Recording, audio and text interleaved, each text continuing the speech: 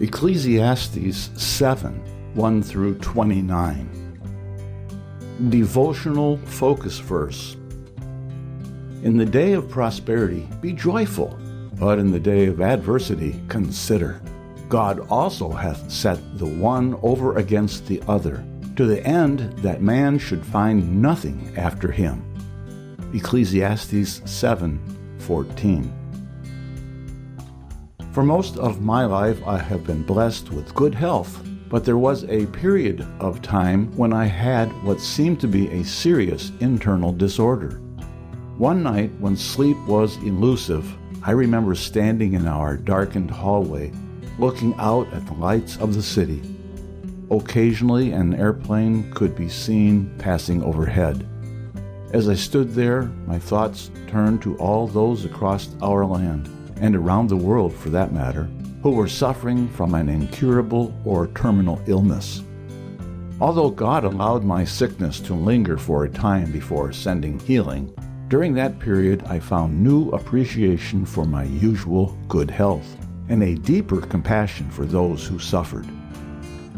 A number of years later, I was blindsided by the sudden loss of my job. I was at an age and in a specialized field where finding a new position would be difficult.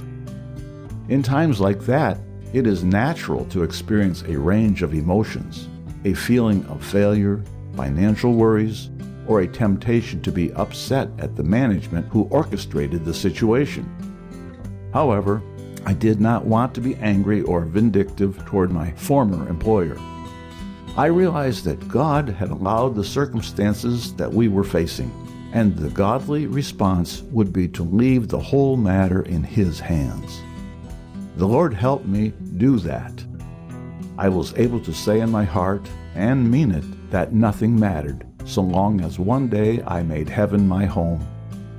The Lord took good care of us. We came through that trial, and I grew spiritually through the experience. Those two incidents were challenges for me, but they have been interspersed in periods of good health and stable employment. The fact is, sooner or later everyone goes through adversity, Christian and non-Christian alike. Our focus verse indicates that God allows challenges to be interwoven with times of joy in our lives so that we do not rely on our own wisdom or abilities to carry us through. Events occur that are beyond our control to alter or alleviate, and through them we learn the importance of relying on God and trusting in His divine plan for our lives. Let us purpose in our hearts to accept the good and not so good in life as coming from God, and lean on Him to carry us through.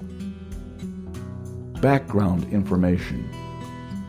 The Proverbs and observations in this chapter seem to be a response to the question posed at the end of the preceding chapter.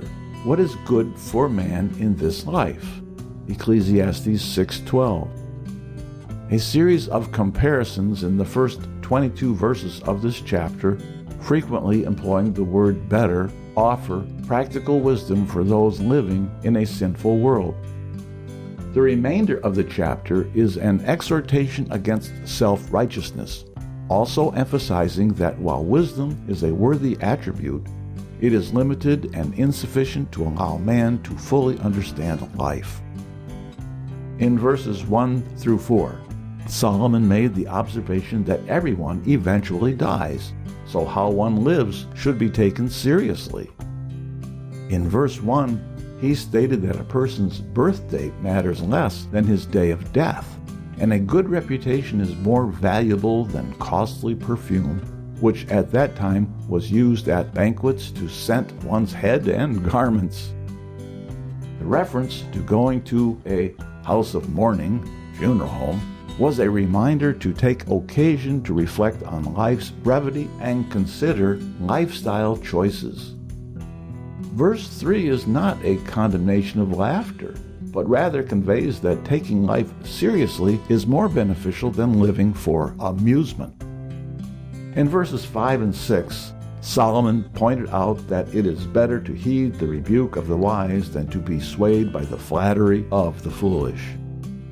The crackling of thorns symbolized the noisome chatter of a person who has much to say, but little of it has value. Verses 7 through 10 are a warning against allowing judgment to be biased by personal circumstances, such as oppression. Caution is better than rashness, for anger hinders clear thinking and sound judgment. It is best to submit to God's timing and will. Verses 11 and 12 bring out that wisdom and an inheritance are both good, and both bring benefit to the recipient. However, wisdom is preferable because it can lead one to life. Verses 13 and 14 address the thought that acceptance of the sovereignty of God is better than indignation at His works. God allows both prosperity and adversity for man's benefit. Prosperity causes rejoicing, while adversity prompts reflection and persuades man to trust in God.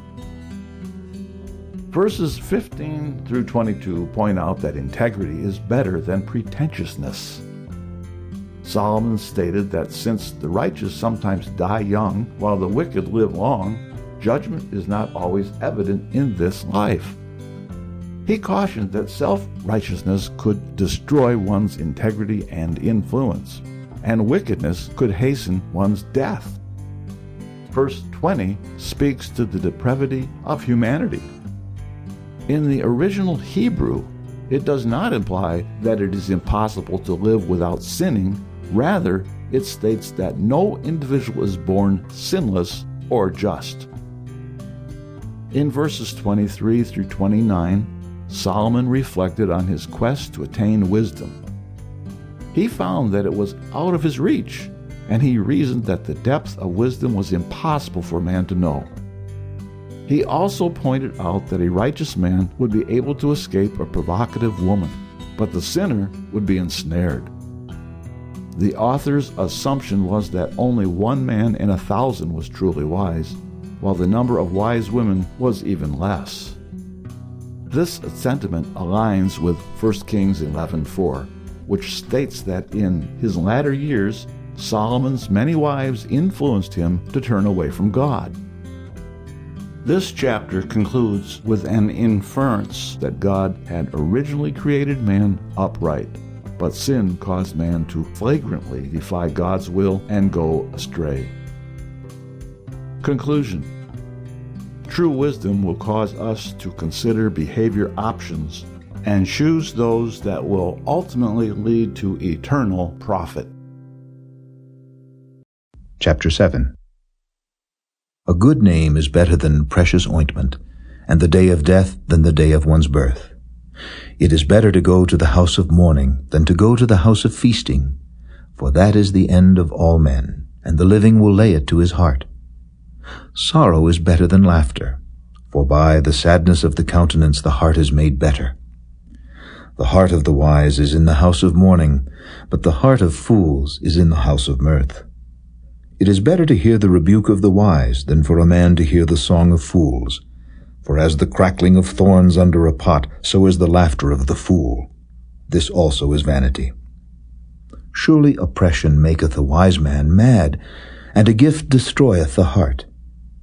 Better is the end of a thing than the beginning thereof, and the patient in spirit is better than the proud in spirit. Be not hasty in thy spirit to be angry, for anger resteth in the bosom of fools. Say not thou, what is the cause that the former days were better than these? For thou dost not inquire wisely concerning this. Wisdom is good with an inheritance, and by it there is profit to them that see the sun. For wisdom is a defense, and money is a defense. But the excellency of knowledge is that wisdom giveth life to them that have it. Consider the work of God, for who can make that straight which he hath made crooked? In the day of prosperity be joyful, but in the day of adversity consider, God also hath set the one over against the other, to the end that man should find nothing after him. All things have I seen in the days of my vanity. There is a just man that perisheth in his righteousness, and there is a wicked man that prolongeth his life in his wickedness.